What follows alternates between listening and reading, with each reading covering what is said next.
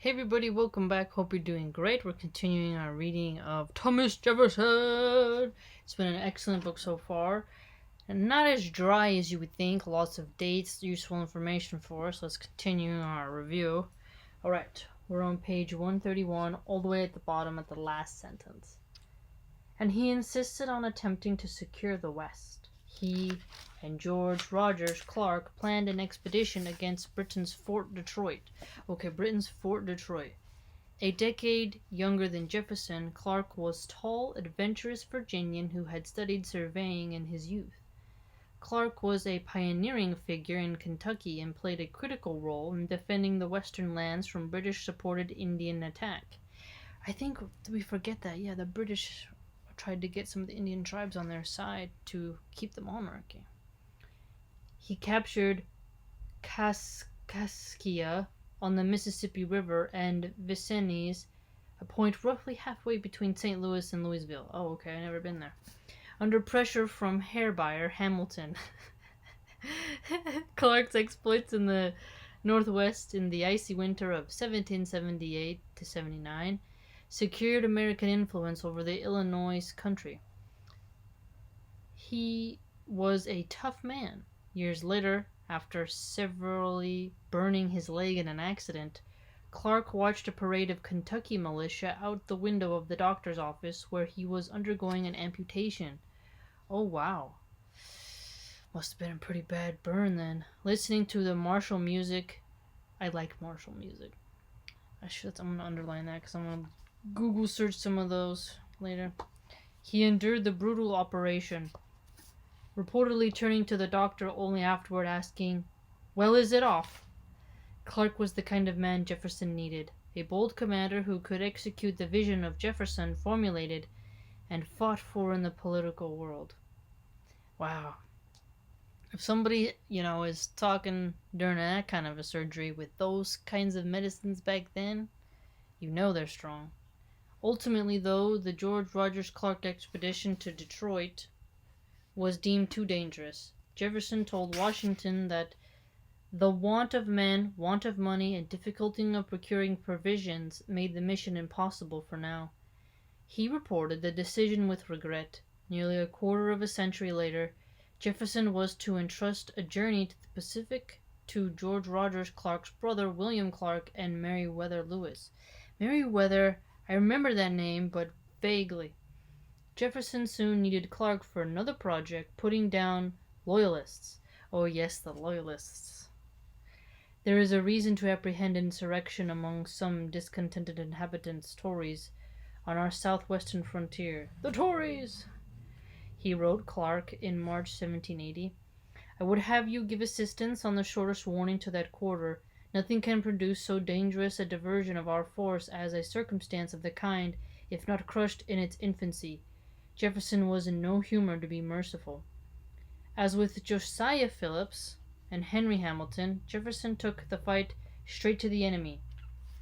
Okay. Well, it keeps getting me how, they could send these letters. No one was reading the letters or intercepting them on that kind of a scale yet. I wonder if they spoke in code. I kind of think they would. Diplomacy, grace, and mercy had their place. So did steel, vengeance, and strength. Haha, steel, vengeance, and strength. Thomas Jefferson was quite capable of deploying whatever weapon he thought best to defend those entrusted to his care. It had been the coldest winter anyone could remember.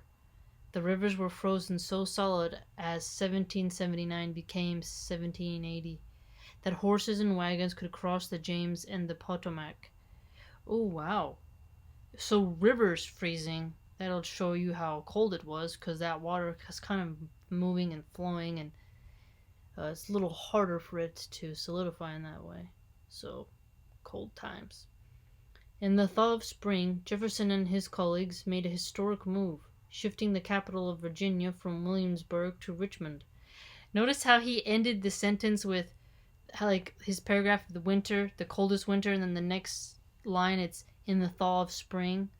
Very nice transition. Jefferson and his colleagues made a historic move, shifting the capital of Virginia from Williamsburg to Richmond. They believed They would be safer farther inland, as Jefferson settled his family in a house on Richmond's Shockoe Hill, borrowed from an uncle by marriage.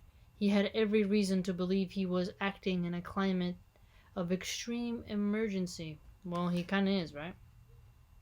Charleston fell to the British on Wednesday, May 10th, 1780. Okay. Jefferson was surrounded and he knew it. While we are threatened with a formidable attack from the northward on our Ohio settlements and from the southern Indians on our frontiers convenient to them, Jefferson said in June 1780, our eastern country is exposed to invasion from the British Army in Carolina. So he's surrounded, son. Look at that. See, that's another brilliant thing about Jefferson is you learn how he dealt with stress, not only with his personal family stress, but actual military stress.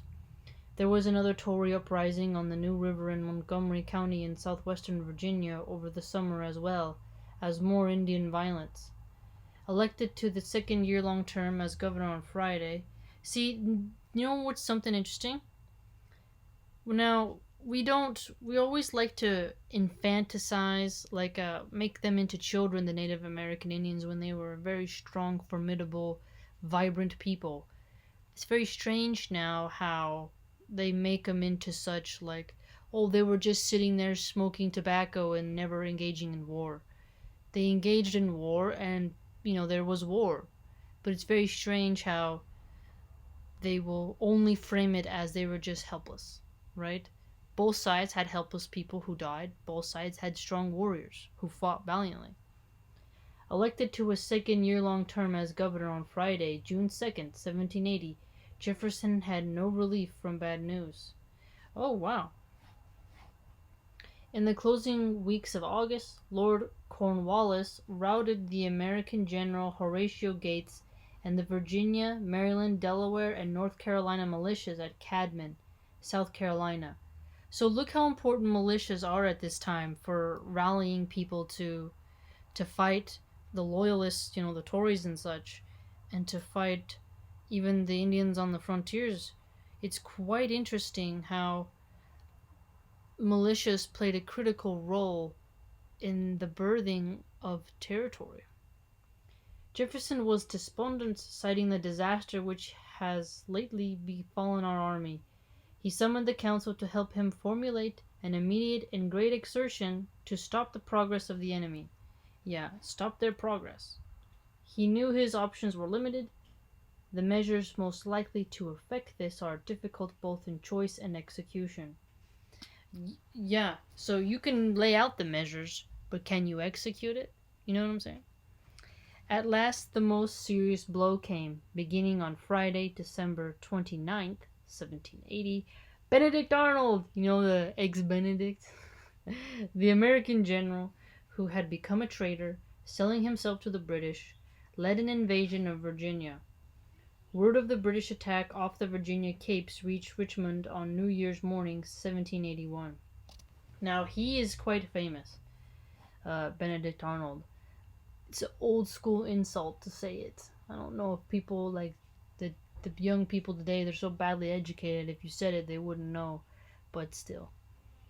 Living as long as he had in an era of exaggeration and of flawed reports, Jefferson was slow to credit the intelligence. A series of invasion rumors since 1777 had led to popular discontent and ambivalence about a summons to arms. To call out the militia, Jefferson said in December 1779, created disgust when the militiamen found no enemy in place. So he's calling out the militias. So that's very Jeffersonian then, if you're calling your militias to arms. I don't think a lot of people realize that. For 2 days in 1781, then, he declined to summon the militia. A messenger found him at the house on the hill in Richmond, calm and collected. Too calm and collected. As the days passed, it became clear that the invading forces were quite real. By then, Jefferson had issued the proper orders, but it was too late to field a serious opposition. Too late to field a serious opposition. I like the way that's a new way I can phrase that. To field opposition. To field it. You learned something, right?